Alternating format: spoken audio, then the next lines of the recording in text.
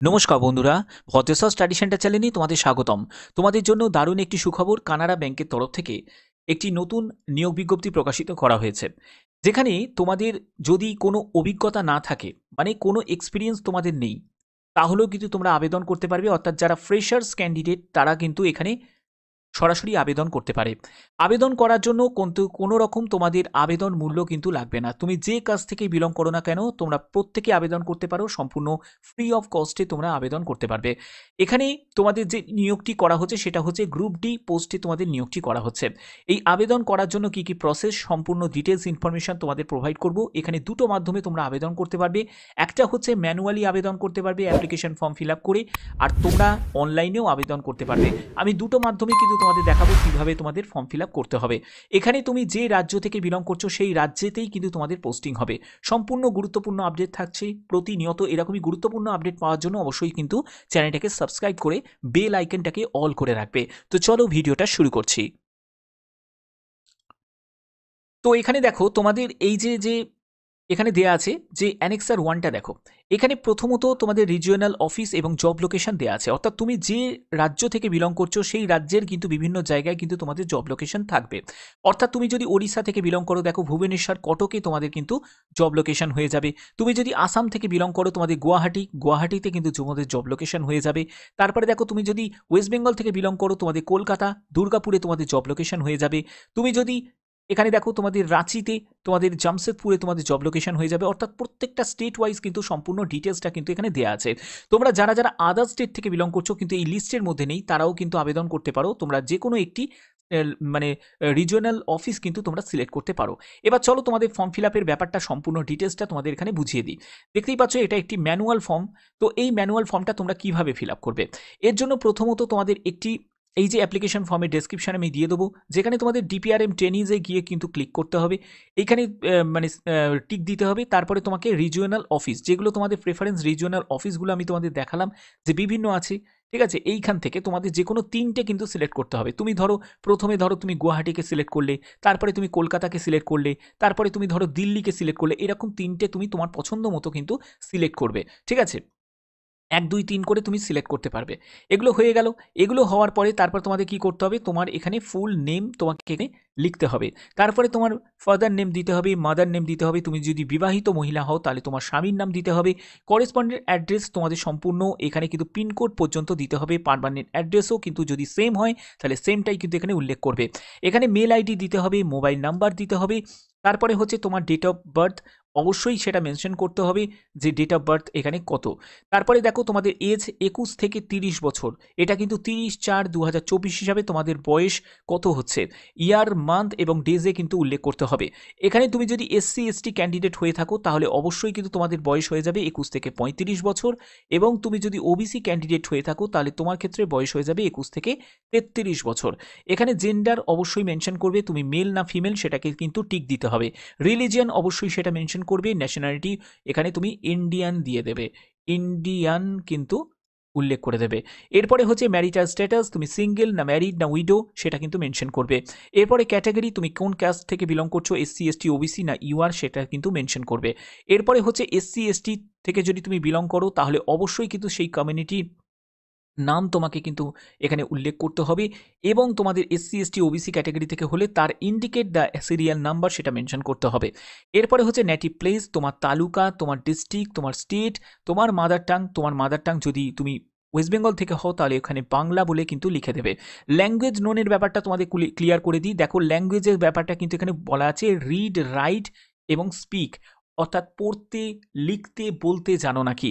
তোমাদের অবশ্যই এখানে বাংলা থেকে শুরু করবে। আমি ওয়েস্ট বেঙ্গল হিসাবে আমি ফিল আপ করছি। তো দেখো বাংলা লিখে এখানে কিন্তু ইয়েস দেবে, এখানে ইয়েস দেবে, এখানে ইয়েস দেবে। এরপরে তুমি ধরো ইংলিশে তুমি পড়তে পারো, লিখতে পারো কিন্তু বলতে পারো না, তো এই জায়গাটা ইয়েস দেবে, এই জায়গাটা ইয়েস দেবে, আর এই জায়গাটা তুমি নো দিতে পারো বা ফাঁকাও রেখে দিতে পারো, তারা বুঝে যাবে। এরপরে হচ্ছে নলেজ ইন কম্পিউটার। তোমার যদি প্রফেশনাল নলেজ থাকে তাহলে কিন্তু অবশ্যই তুমি কিন্তু এখানে টিক দেবে। তোমার যদি ওয়ার্কিং মানে এই কাজ চালানোর মতো তোমার যদি জ্ঞান থাকে তাহলে অবশ্যই সেখানে গিয়ে টিক দিয়ে দেবে। এই অপশানে টিক দেওয়াটাই কিন্তু বেটার। তারপরে হচ্ছে এডুকেশন কোয়ালিফিকেশন, 30/4/2024 হিসাবে তোমাদের কিন্তু যোগ্যতা অর্জন করে যাওয়া চাই, যেখানে তোমাদের মাধ্যমিকের কথা বলা হচ্ছে। এখানে মাধ্যমিক এবং সাবজেক্টের জায়গাটা অল দিয়ে দেবে, বোর্ডের নেম দেবে, কোন ইয়ারে পাস করেছো, কত পার্সেন্ট নাম্বার পেয়েছো, কোন গ্রেড বা ক্লাস। তারপরে উচ্চ মাধ্যমিকের ক্ষেত্রেও সেম, গ্র্যাজুয়েশনের ক্ষেত্রেও কিন্তু এরকম সেম। তো এরকম দেওয়ার পরে তোমাদের এখানে উচ্চ মাধ্যমিকের ক্ষেত্রে কিন্তু অবশ্যই তোমরা কমার্স বলে লিখবে, তুমি যদি আর্টস থেকে হও তাহলে আর্টস বলে লিখবে, যদি সায়েন্স থেকে হও সায়েন্স বলে লিখবে। গ্র্যাজুয়েশনের ক্ষেত্রে তুমি যদি বিকম করে থাকো তাহলে বিকম দেবে, তুমি যদি বিএসসি করে থাকো বিএসসি দেবে, তুমি যদি আর্টস নিয়ে পড়ে থাকো মানে বিএ নিয়ে পড়ে থাকো তাহলে ব্যাচেলার অফ আর্টস বলে লিখে দেবে। এগুলো করলে তারপরে তোমাদের হায়ার কোয়ালিফিকেশান থাকলে তুমি সেটাও দিতে পারো। এক্সপিরিয়েন্সের কোনো প্রয়োজন এখানে নেই। এখানে তোমার যদি কোনো অভিজ্ঞতা না থাকে, মানে তুমি যদি একজন ফ্রেশার্স ক্যান্ডিডেট হয়ে থাকো তাহলেও কিন্তু এখানে অ্যাপ্লাই করতে পারো। এখানে তোমার যদি কোনো স্পোর্টস বা অ্যাথলেটিক্স বা স্কাউট বা এনসিসি কোনো ক্যাটেগরি তোমার যদি কোনো রকম থাকে তাহলে অবশ্যই সেটা কিন্তু মেনশন করতে পারো। তোমাদের হবিজ বা ইন্টারেস্ট যদি কোনো কিছু থাকে সেটা কিন্তু মেনশন করতে পারো।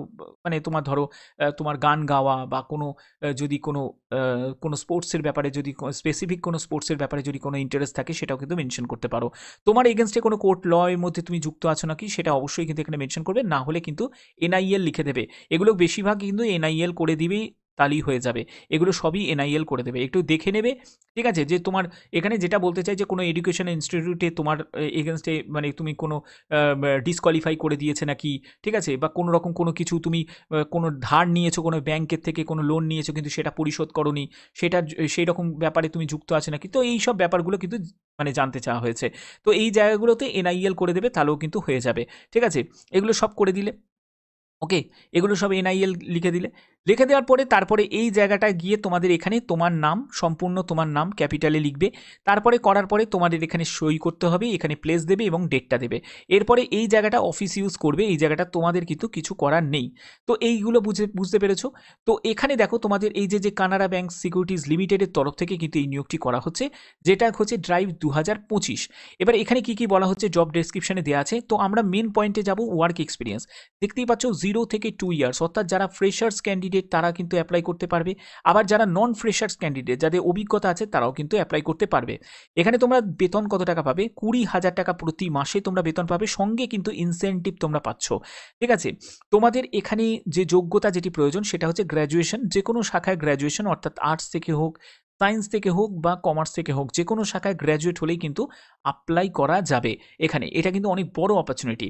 ঠিক আছে, তো এইগুলো তোমাদের বুঝতে পারলে। এবার দেখো তোমাদের অনলাইনে আবেদনটা কিভাবে করবে। অনলাইনে আবেদন করাটাই কিন্তু বেস্ট হবে, খুব তাড়াতাড়ি কিন্তু আবেদনটা করা যাবে। এখানে তোমাদের এই যে জায়গাটায় দেখতে পাচ্ছ আমি একদম অফিসিয়াল ওয়েবসাইটের লিঙ্ক দিয়ে দেবো, তোমরা সেখানে কানাড়া ব্যাংক সিকিউরিটিজ লিমিটেডে তোমরা অফিসিয়াল ওয়েবসাইটে চলে এলে এখানে দেখো 31/1/2025 হচ্ছে তোমাদের আবেদনের শেষ তারিখ। আবেদনটা কিভাবে করবে? প্রথমত তোমাদের একটি মেল আইডি ইনপুট করতে হবে, তারপরে হচ্ছে তোমাদের এখানে যেটা বলা হচ্ছে যে এখানে তোমাকে সিলেক্ট করতে হবে তোমার যে প্রেফারেন্স লোকেশন, অর্থাৎ তুমি কোন লোকেশনে তুমি চাকরি করতে চাও। তো আমি ওয়েস্ট বেঙ্গল থেকে আমি কলকাতা দুর্গাপুর আমি সিলেক্ট করে নিলাম। এখানে কিন্তু যে কোনো রাজ্য থেকে তোমরা কিন্তু আবেদন করতে পারো, কোনো অসুবিধা কিন্তু নেই। এরপরে তোমার নাম সম্পূর্ণ ক্যাপিটাল লেটারে লিখবে, তারপরে ফাদার নেম এটা কিন্তু ক্যাপিটাল লেটারে টাইপ করবে, তারপরে মাদার নেম, তারপরে তুমি যদি বিবাহিত মহিলা হও স্বামীর নাম এখানে কিন্তু টাইপ করবে। এরপরে হচ্ছে করেসপন্ডেন্স অ্যাড্রেস, তোমাকে এখানে সম্পূর্ণ ডিটেলসটা দিতে হবে, তারপরে পিনকোড নাম্বার এটা দিতে হবে, তারপরে হচ্ছে পার্মানেন্ট অ্যাড্রেস, সেটাও কিন্তু তোমাদের যদি সেম হয় তাহলে সেমটাই কিন্তু দেবে, পিনকোড নাম্বার দেবে, তারপরে মেল আইডি দেবে, মোবাইল নাম্বার অবশ্যই মেনশন করবে। এগুলো করার পরে তারপরে ডেট অফ বার্থ, এখানে তোমাদের ডিওবি সার্টিফিকেট সেটাও কিন্তু তোমাদের প্রয়োজন হবে, তার জন্য ডেট অফ বার্থে যা আছে সেটা কিন্তু মেনশন করবে। এরপরে তোমার এজ 21 থেকে 30 বছরের মধ্যে হতে হবে, এটি ইউআরদের ক্ষেত্রে বলা হচ্ছে। এসসি এসটি হলে কিন্তু 5 বছর, ওবিসি হলে 3 বছর ছাড়। 31/12/2024 হিসাবে তোমাদের কিন্তু এজ কত হচ্ছে সেটা মেনশন করতে হবে। এরপরে হচ্ছে জেন্ডার, তুমি মেল ফিমেল সেটা কিন্তু অবশ্যই এখানে মেনশন করবে। ঠিক আছে, তারপরে এটা হয়ে গেল। এটা করার পরে তারপরে তোমাকে রিলিজিয়ান মেনশন করতে হবে, তুমি যদি ন্যাশনালিটি তোমার ইন্ডিয়ান হয় তাহলে ইন্ডিয়ান কিন্তু এখানে মেনশন করতে হবে। এরপরে ম্যারিটাল স্ট্যাটাস, তুমি সিঙ্গেল না ম্যারিড না আনম্যারিড সেটা কিন্তু এখানে মেনশন করতে হবে। তো এই জায়গাগুলো মেনশন করলে তারপরে তোমার ক্যাটেগরি, তুমি ইউআর থেকে হলে ইউআরএ, তুমি যদি এসসি থেকে হয় এসসি কি এসটি, বা তুমি যদি ইউআর থেকে বিলং করো তাহলে সেটা অবশ্যই এখানে মেনশন করবে।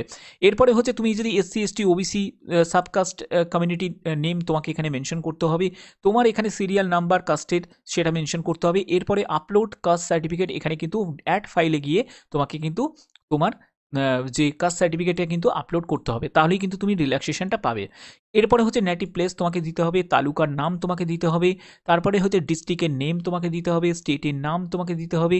এরপরে হচ্ছে মাদার টাং তো এটা কিন্তু অবশ্যই তুমি যদি বাংলা হয় তাহলে তুমি বাংলা এখানে টাইপ করে দেবে, আর যদি তুমি হিন্দি হয় তোমার মাতৃভাষা তাহলে তুমি এখানে হিন্দি টাইপ করে দেবে, ঠিক আছে?